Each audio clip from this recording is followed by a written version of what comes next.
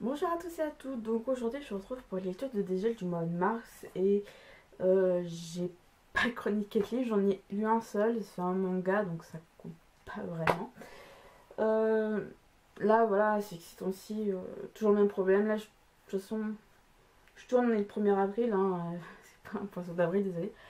Mais là vu qu'il y a les vacances, cette semaine où je travaille pas, donc voilà, j'essaie de me connecter tout ce qui est électronique, donc PC, télé, ordi.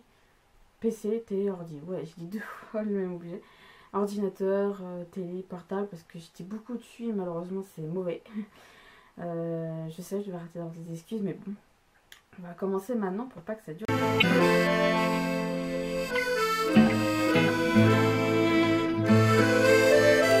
Donc comme je l'ai dit, j'ai quand même lu un manga. Je l'ai acheté, je crois que je l'ai lu le lendemain. C'est la première fois que je prends du temps avant de le lire. Il s'agit du tome 5 de Saint Seiya Santia Sho de Basil Komada et Shimaki Kyori, pardon, aux éditions Kurokawa dans la collection Shunen. C'est quand je suis partie faire les courses à Leclerc, enfin, peu importe où je l'ai fait. J'ai envie de voir vraiment le manga ce qu'il y a, parce que c'est vrai que ça fait un moment que j'ai pas acheté de manga, la dernière fois ça doit être décembre, à tout casser. J'ai dit, oh, il y a peut-être des livres qui sont des mangas que le jeu qui sont sortis entre temps. C'est en il était sorti, donc je l'ai acheté, je l'ai lu, je crois, le lendemain. J'ai dû acheter vendredi dernier, on était au côté 25, j'ai dû le lire samedi dimanche, donc ça a été. Voilà, j'ai pris mon top pour celui-là.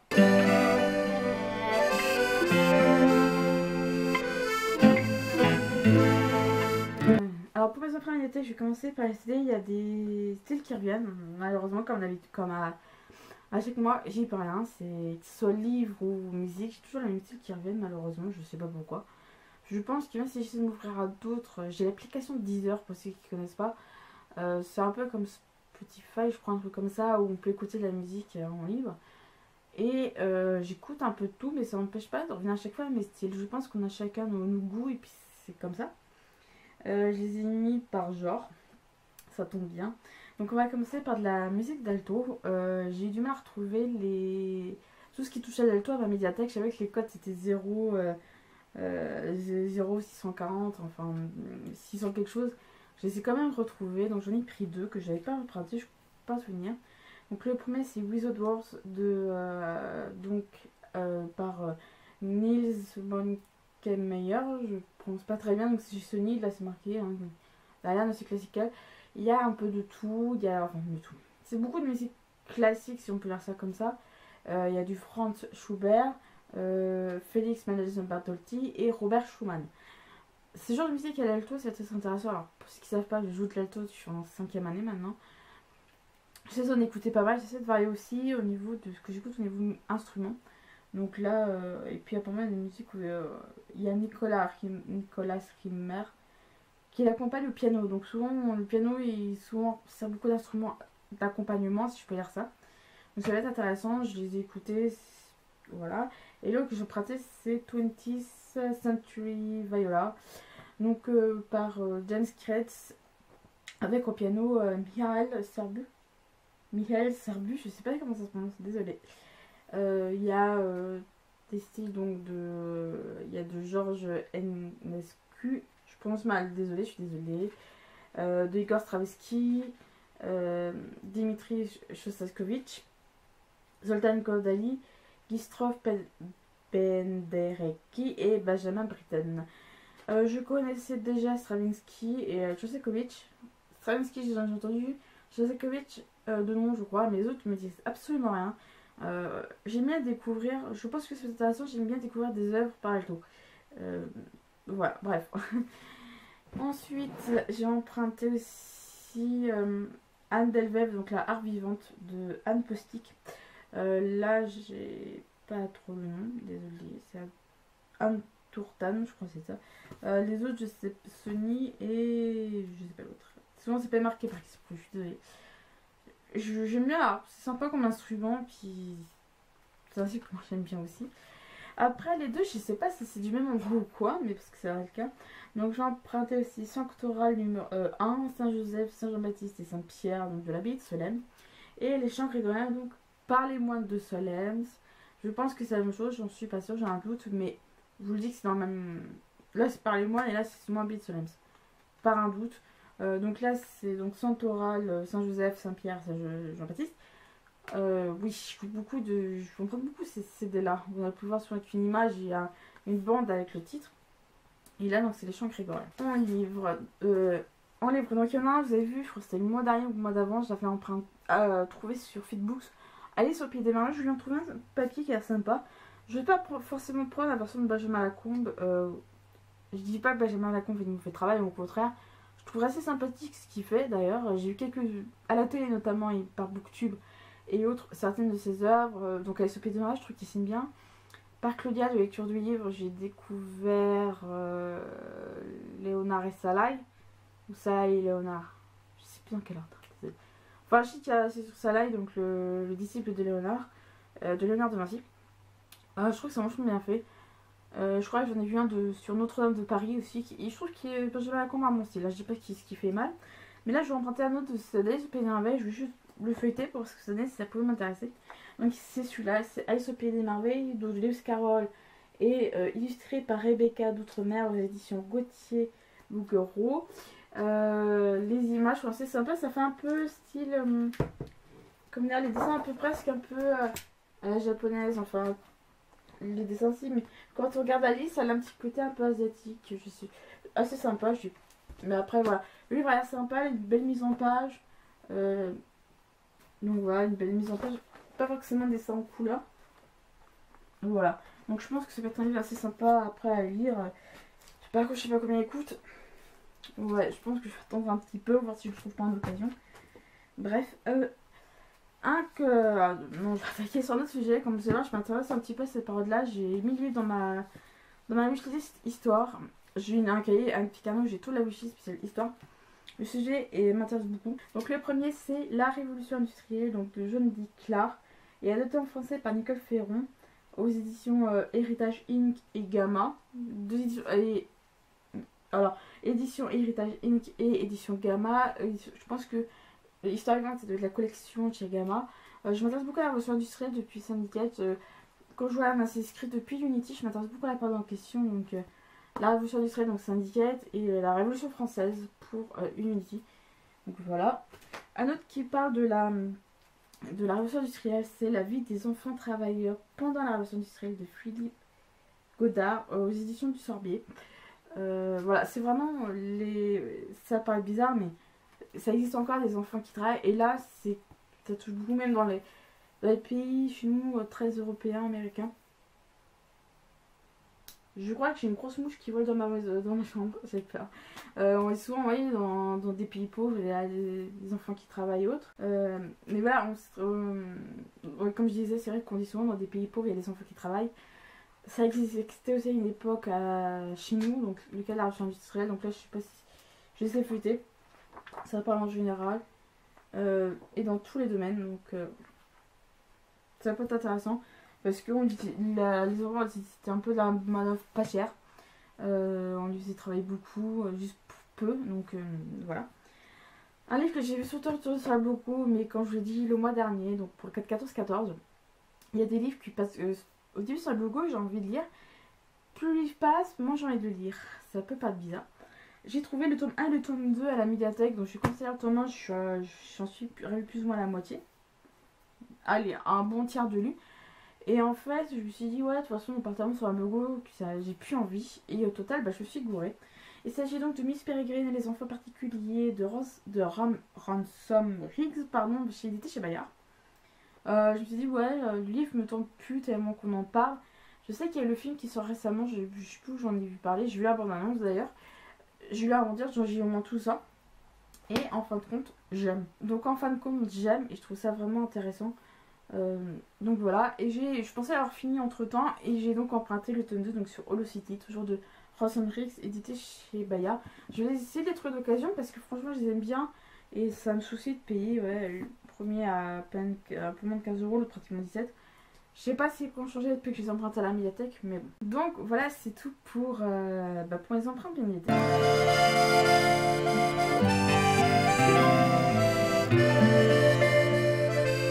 Alors dans mes acquisitions du mois, le premier c'est vraiment le tome 5 de Saskia Santiago de Mazen Kuradashi Shirogi Shikoka, donc ils sont shonen. Je vais pas trop en parler, voilà, donc vu que c'est un tome 5, je vais pas vous parler de quoi il parle ce tome là, parce que pour éviter de vous spoiler pour ceux qui veulent lire, je suis déjà chroniqué le tome 1, donc il y a quelques semaines, je crois au début du mois, j'ai fait une commande à la Fnac, merci l'ombre d'un doute. Je vous mettrai je pense en fiche ou en barre d'infos et en barre d'infos mon unboxing que j'ai fait, que le dernier que j'ai fait, où justement il y a souvent des sujets comme ça qui me passionnent, donc, comme d'ailleurs je vais dire la Révolution française, surtout la Révolution française et la Révolution industrielle. Mais là c'est vraiment on parle un peu de la Seconde Guerre mondiale sur le principe de presque de la propagande nazie, si je peux dire ça comme ça. C'est un thème qui me passionne, alors pas la propagande nazie, hein. La Seconde Guerre mondiale j'aime bien, mais c'est pas forcément un sujet sur lequel je vais être en idolâtre, on va dire, quand on dit le nom, si je peux dire ça comme ça, par rapport à la Révolution française. Mais le sujet, je voulais souvent les reportages à la télé, donc Secret d'Histoire puis Sombre d'un doute. Récemment, mardi, il y a le Secret d'Histoire sur Louis II de Bavière. Je me suis endormie dedans, je l'ai re-regardé hier en replay. Merci le replay. Mais là, je vais vraiment lire je lis souvent des livres pour compléter un peu ce que j'ai écouté dans l'émission. Donc là, le livre que j'ai acheté, c'est donc Lily Marlène, l'incroyable histoire de la plus belle chanson d'amour de Jean-Pierre Guénaud, pardon, du Jean-Fils c'est bon. Aux éditions Librio, donc il va coûter 3 euros. Il est très fin. Il coûte 3 euros. Donc voilà, en librairie, vous pouvez payer pour 3 euros. Il coûte pas si cher que ça. Il fait à peine 85 pages. Donc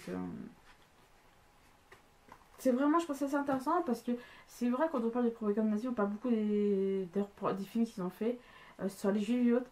Là, Lily Marlène a été utilisée notamment pour une espèce d'encouragement aux soldats, pour motiver les soldats. Et cette chanson a été utilisée pour beaucoup de choses. Voilà, mais je pense que c'est intéressant. Donc, de toute façon, il y a mon unboxing en barre d'infos. Je vais vous lire le résumé, c'est vrai que je ne les ai pas fait.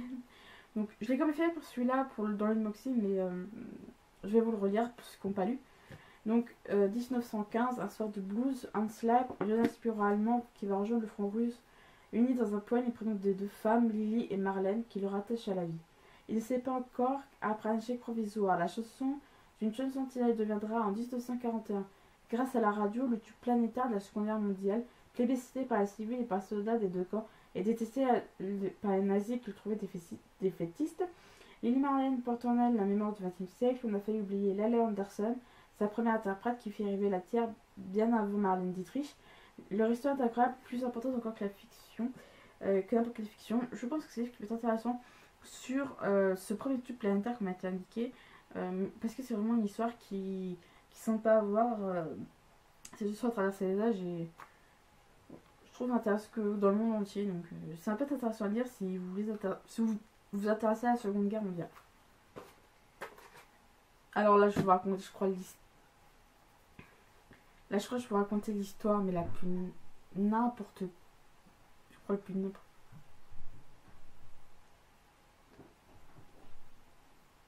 Je suis dans ma chambre hein, si tu me cherches. Hein. Donc là, je vous parle d'un truc qui m'est arrivé, une maison aventure. Ça peut paraître bizarre, mais c'est vrai. J'avais fait une autre commande sur Amazon. Sur Amazon Marketplace. C'était pas la première fois, je dis de toute façon, ça ira bien. J'ai eu un problème à l'arrivage. J'ai fait ma commande pour un livre crédit. Et ce qui se passe, c'est que j'ai reçu la commande. J'étais tout contente. Je prépare ma caméra pour l'unboxing, etc. Je déballe. J'ai gardé la vidéo si ça vous intéresse que je vous la mette juste pour rigoler comme quoi je rigole maintenant. J'ai envoyé le truc, apparemment ils l'ont reçu.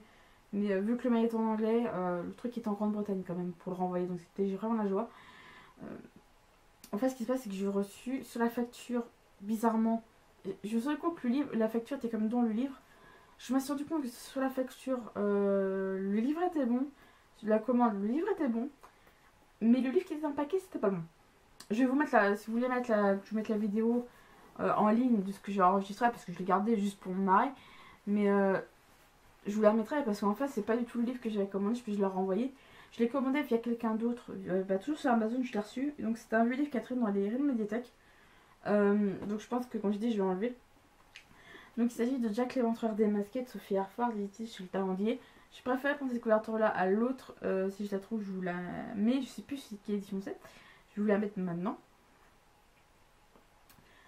La couverture, je préfère celle-là, plus son, elle correspond bien au style Jack l'Éventreur. Enfin bref. Vu qu'il y a les codes, tout ça, des médiathèques et autres, je vais voir si je peux pas découper un truc comme ça. Enfin bref. Donc voilà. Il n'y a pas vraiment de résumé. Il y a indiqué derrière. Jack l'Éventreur a un visage, le voici. Plus d'un siècle après les faits, le mystère est enfin dissipé. Donc voilà. Selon Sophie Harford, c'est cet homme. Evie McNaughton. Donc je m'intéresse au cas l'Éventreur depuis quelques temps. Celui-là, il est intéressant parce qu'il y a un peu de tout. Donc, il y a des documents, des cartes, j'ai vu, je crois, des lettres. Il y a aussi des photos. Donc, sur, par exemple, là, on est là, c'est des pages où on a les photos des statues on les a retrouvées, le lieu où on les a retrouvés. Ouais, les lieux où on les a retrouvés. Souvent, il y a des photos, des coupures de journaux. C'est hardcore quand même. Hein. L'Éventreur s'est fait plaisir, si on peut dire ça comme ça. Et il y a aussi des pages sur. Evie McNaughton, donc pour se faire forte, c'est lui l'Éventreur. Elle explique bien. Elle a beaucoup bien expliqué dans l'ombre d'un doute, mais je voulais vraiment savoir où est-ce qu'elle en est arrivée à son raisonnement. Je connais plus ou moins son raisonnement, les éléments qu'elle a utilisés pour accuser McNaughton, mais je voulais savoir plus en détail tout ce qu'elle a pu trouver, tout ce qu'elle a pu rechercher. Moi je trouve ça assez sympa, il y a plein de photos, il y a de tout. Voilà, donc c'est assez intéressant, je pense que ça peut être intéressant à lire. Évidemment, la thèse la plus connue, c'est celle de Patricia Cornwell. J'ai du mal à y croire parce qu'elle s'est beaucoup basée, elle, sur les lettres conçues causalères de la presse, donc ce qui fait que on sait très bien que la majorité de ces lettres sont des canulars, ne sont pas des lettres réellement signées par le vrai Jack l'Éventreur, mais c'est mon opinion. Enfin, moi, c'est ce que j'ai compris. Hein. Après, Et pour mon dernier achat, je pense que personne n'est passé à côté de ce phénomène sur Booktube. Le premier qui est passé à côté, je lui donne une gifle. Peu importe laquelle. Je pense qu'on a entendu beaucoup parler récemment parce que c'est un peu, je pense, le livre phénomène de chez Hachette, notamment leur collection Black Moon. Et ouais, c'est très rare que j'achète des livres de booktubeurs ou booktubeuses, tout domaine confondu. Récemment, je crois que ça devait être en janvier. J'ai acheté, je crois que c'est en janvier. Novembre ou janvier. Janvier, je crois, j'ai acheté. Et il suffit d'y penser. De Bruce Benamrahan, qui gère la chaîne Y Penser. Taille tronche la mouche. Il y a beaucoup de youtubeurs, youtubeuses qui ont. Beaucoup chez youtubeuses beauté. Je pense à Zoéla. Qui a sorti, je crois que c'est Girl Online. J'ai jamais acheté parce que je sais pas qui est cette fille. Pour être sincèrement, je suis très abonnée à très peu de chaînes beauté. Il y a donc pour nous en France, on a Marie Lopez qui a sorti son livre Hashtag Angel Marie. J'hésite d'acheter celui-là. Donc celui-là, je pense que tout le monde est sorti. Il est sorti donc tout récemment. Officiellement, il est sorti hier, donc le mercredi. Non, avant-hier, mercredi 30. J'ai un doute, je pense que c'est ça. Donc je pense que le premier qui est passé à côté, il y a un problème. Je vais le lire, je pense, pour le club de lecture, les moldus de lecture.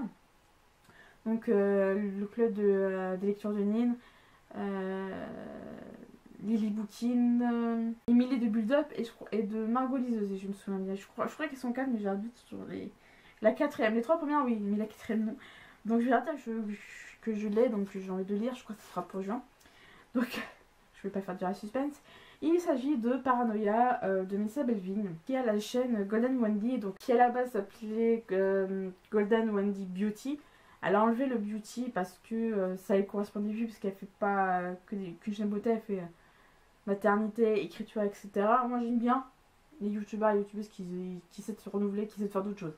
Ça j'aime bien. Alors vous allez me dire pourquoi tu as apprécié le livre et pas un autre d'une autre youtubeuse en général. Je pense que c'est comme pour Il suffit d'y penser, c'est le sujet. Y penser, c'était le principe de que je suis patiente et j'aimerais bien apprendre. Là c'est l'histoire d'un mec qui m'a plu.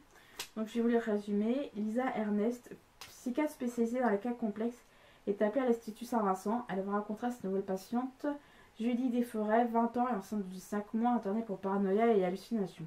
Dès leur première entrevue, Julie fait preuve de lucidité et d'un discernement hors pair. Et plus Lisa apprend à la connaître, plus les échanges viennent ébranler ses propres convictions. Entretien après entretien, Julie lui livre en effet une curieuse histoire, mêlant sa quête des racines familiales en Angleterre et la patience d'un certain Halloween, cet homme qui a su depuis son ombre comme son nom depuis toujours. Progressivement, Lisa, l'experte en homme fragile, sent ses moyens lui échapper et Judy la déstabiliser. À mesure que les mois passent et que la date de l'accouchement approche, la vérité semble la parcimonie.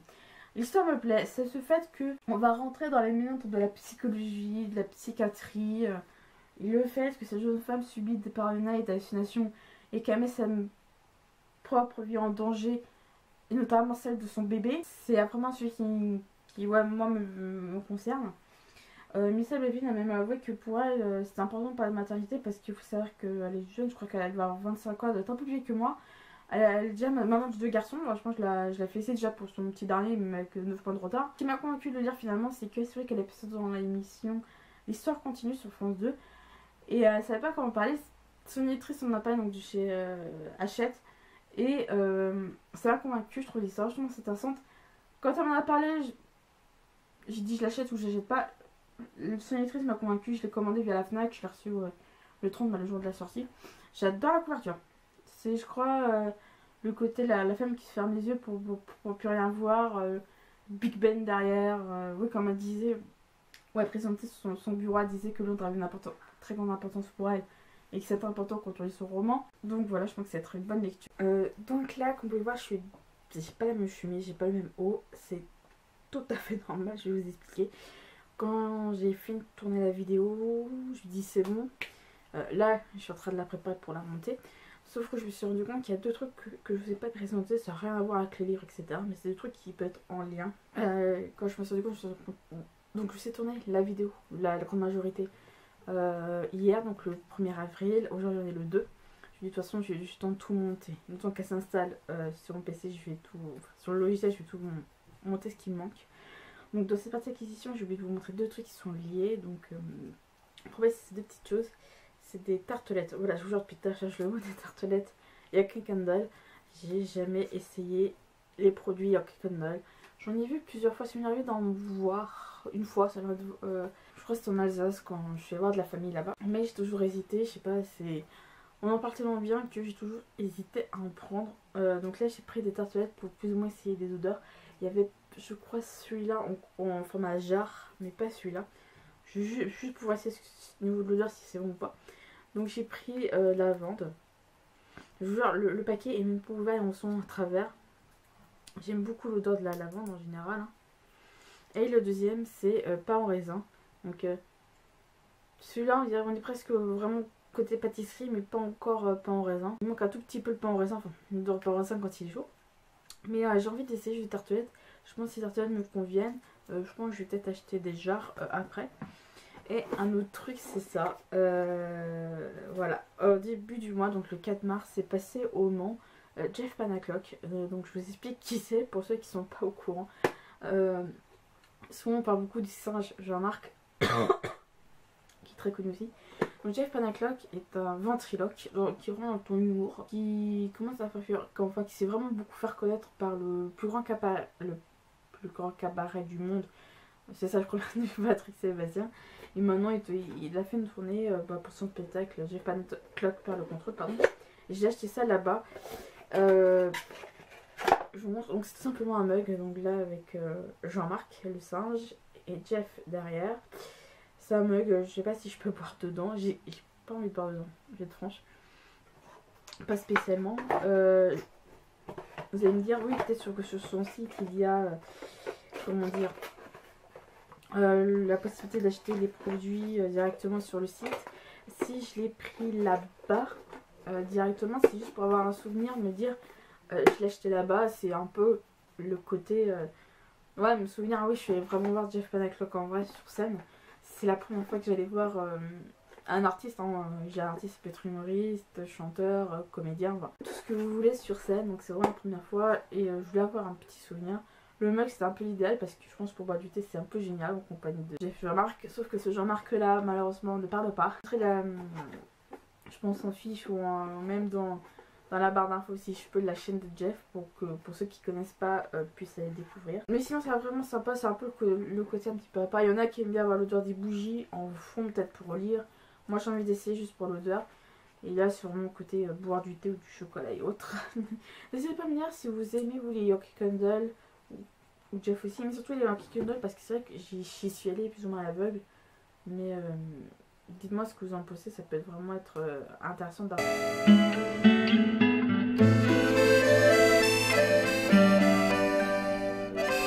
Pour mes lectures du mois d'avril, je vais terminer un nouveau cycle. Donc le tome 1, d'ailleurs c'est terminé, donc un nouveau cycle de Sandrine Rocal-Le-Breton. Là-bas c'était un lecteur connu, j'espère que la personne ne vous aura pas parce que ce temps-ci, comme je disais, j'étais vraiment plus ailleurs que dans la lecture. Donc en gros je vais terminer tout ce que j'ai à terminer. Je vais aussi terminer Conte d'Outre-Tombe, Fantôme Spectre et Dame Blanche de Dominique Camus chez Ouest France. J'en suis à la moitié.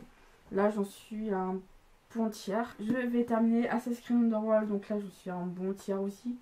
À peu près, pas loin de la moitié. Je vais lire Versailles, je voulais qu'on le lire ce mois-ci, mais j'ai pendant le mois de mars. C'est très dommage parce que c'est vrai que la série, j'aimerais bien la regarder. Et pour m'avancer dans le club de lecture, donc des modules de lecture, je vais donc essayer de lire Paranoia. Je crois que la discussion de ce livre aura lieu en juin, donc je vais revérifier sur la page Facebook et voilà. Mais je promets pas que je vais lire tous ces romans parce que c'est vrai que ça fait beaucoup d'un coup, donc voilà.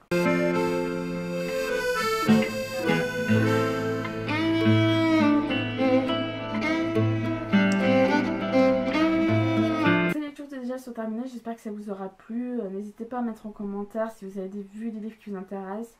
Donnez-moi, vous savez, si vous avez lu tel ou tel livre. Enfin, j'ai vu que les avis avant d'avoir lu le livre, je lis toujours après, c'est peut-être que je me fasse influencer. Donc voilà, sur ce, je vous dis bonne lecture à tous.